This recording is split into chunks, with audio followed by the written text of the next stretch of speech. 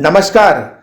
आपके अपने YouTube channel समय की पुकार में मैं ओम कसारा आप सभी दर्शक बंधुओं का हार्दिक स्वागत और अभिनंदन करता हूं।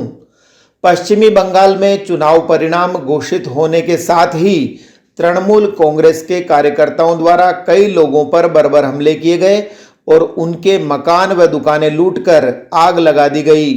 बेघर-बार होकर तबाह हो गए ऐसे सैकड़ों परिवार अपने गांव कस्बों से पलायन करके राहत शिविरों में रहने को मजबूर हैं।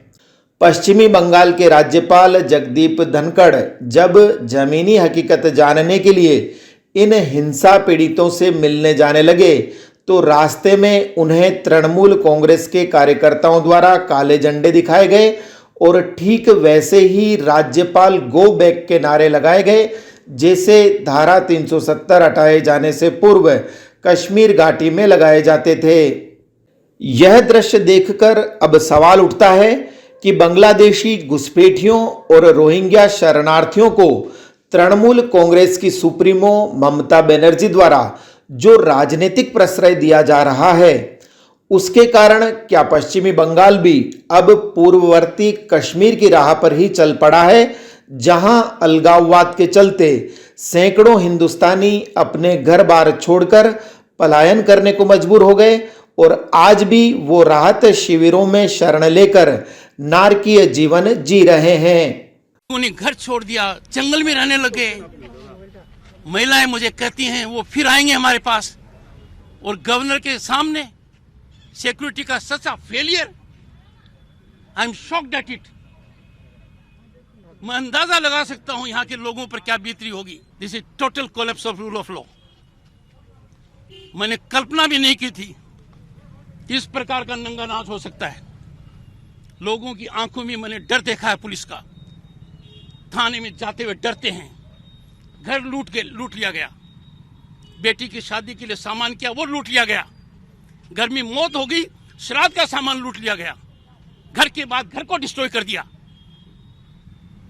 और इनका अति उत्साह कि कवेड़ को इधर जाना था तो भी आपकी पुलिस का फेलियर है। Your police should know where I was going. Your pilot is leading मी।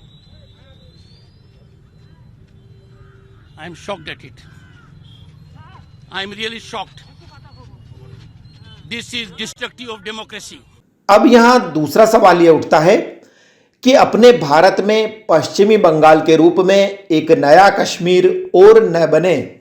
क्या इसीलिए तो कहीं संपूर्ण केंद्र सरकार ने हालिया संपन्न विधानसभा चुनाव को जीतने के लिए अपनी पूरी ताकत झोंक दी थी।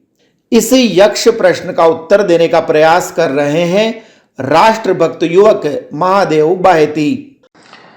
नरेंद्र मोदी, अमित शाह और योगी, बाकी सभी सेंट्रल मिनिस्टर्स, ये सबके सब बंगाल इलेक्शन के लिए क्या पागल हो गए थे क्या? सबके सब बंगाल में जाके बैठ गए, पूरे भारत को भूल गए। मतलब बंगाल के सत्ता को हथियाने का ऐसा क्या लालच था इनको कि वो पगला गए बिल्कुल? ये सवाल बार बार लोग मुझसे पूछते हैं। तो अरे भाई, आपने वोट भी तो इसी कारण से दिया था। आपने मोदी जी को वोट क्यों दिया था? राष्ट्रवाद के लिए, आतंकवाद के खिलाफ, अलगाववाद के खिलाफ, घुसपैठियों के खिलाफ। यही तो कारण थे मोदी जी को वोट देने के। तो यही तो काम कर रहे हैं भाई। सवाल उठाते हो, अरे बंगाल का ऐसा क्या लालच? अरे भाई, बंगाल का क्या लालच? क्या नरेंद्र मोदी बंगाल का मुख्यमंत्री बनना चाहता है? क्या अमित शाह जो देश का गृह मंत्री है उसको बंगाल का मुख्यमंत्री बनना है? क्या योगी आदित्यनाथ जो देश के सबसे बड़े राज्य का मुख्यमंत्री है उसको बंगाल का मुख्यमंत्री बनना है? योगी आदित्यनाथ तो वैसे शायद भविष्य का हमारा प्रधानमंत्री भी है। तो कोई भी सेंट्रल लेवल का मिनिस्टर बंगाल का मुख्यमंत्री बनना नहीं चाहता था। निजी स्वार्थ तो नहीं था उनका। ना ही बंगाल 2024 का गारंटी कार्ड था कि आप जीत जाओ 2024 में आपकी सरकार होगी। वो तो वैसे भी बनेगी। इससे पहले भी राजस्थान, बंगाल में भाजपा नहीं थी और सरकार तो बनी रही है और वोट बैंक बढ़ रहा है बीजेपी का। तो बीजेपी के लिए बंगाल इतना इंपॉर्टेंट क्यों था? समझने की कोशिश करो। सवाल उठाने से पहले समझो बात को कि हमारे यहां पे आतंकवाद का, घुसपैठियों का 2 एंट्री गेट है। एक एंट्री गेट है जम्मू एंड कश्मीर, दूसरा सबसे बड़ा एंट्री गेट है बंगाल। जम्मू एंड कश्मीर पर ताला मार दिए पिछले साल ही, 2 साल हो गए, मतलब ताला मार दिया, सब कुछ बंद कर गुरा के। अब बचा बंगाल। तो सारा का सारा सेंट्रल मिनिस्ट्री बंगाल में इसलिए बैठा था क्योंकि बंगाल सबसे बड़ा एंट्री गेट है, जहां से रोहिंग्या, जहां से बांग्लादेशी घुसपैठिए भारत में आते हैं, उनको रोकना बहुत जरूरी है। सर वो तो बीएसएफ रोकेगी। अरे भाई बीएसएफ पूरी बॉर्डर को सीज कर सकता है क्या? इतना मिलिट्री फोर्स है क्या? कहीं से भी चोर रास्ता निकाल के आ जाते हैं, थोड़ा बहुत करप्शन भी होता है, सब चीजें होती है, अंदर आ जाते हैं। सबसे बड़ी गलती करता है वहां का स्टेट गवर्नमेंट। स्टेट गवर्नमेंट उनको पनपाता है, उन सांपों को दूध पिलाता है, उनके डॉक्यूमेंट्स बनाता है, उनको लीगलाइज करता है इंडिया में, और फिर पूरे भारत में वो डिस्पर्स हो जाते हैं, पूरे भारत में फैल जाते हैं। आप मुद्दा उठाते हो पूरे भारत में बांग्लादेशी है, पूरे भारत के अंदर रोहिंग्या, भगाओ हटाओ। अरे तो भगाओ हटाओ तो पहले एंट्री गेट तो बंद करना पड़ेगा ना।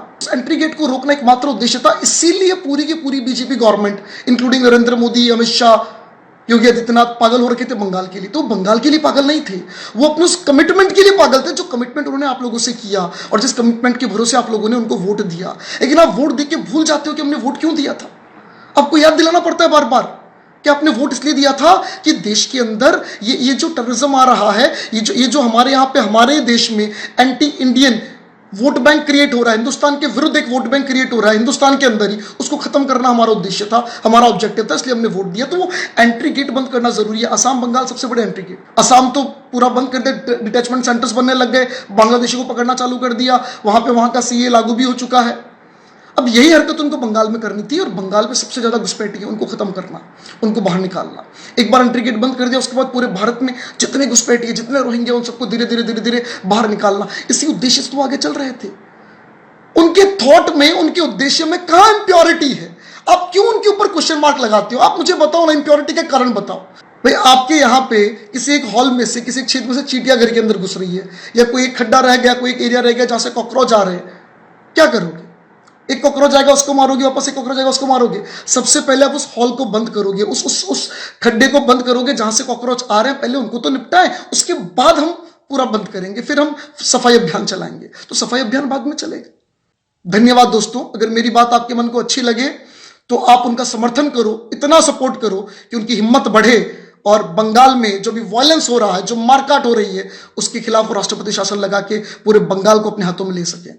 तो इस बुलेटिन में आज इतना ही। यदि आपको पसंद आया हो तो इसे लाइक व शेयर अवश्य करें, और आपके अपने यूट्यूब चैनल समय की पुकार को सब्सक्राइब करना न भूलें। धन्यवाद। जय हिंद, जय भारत।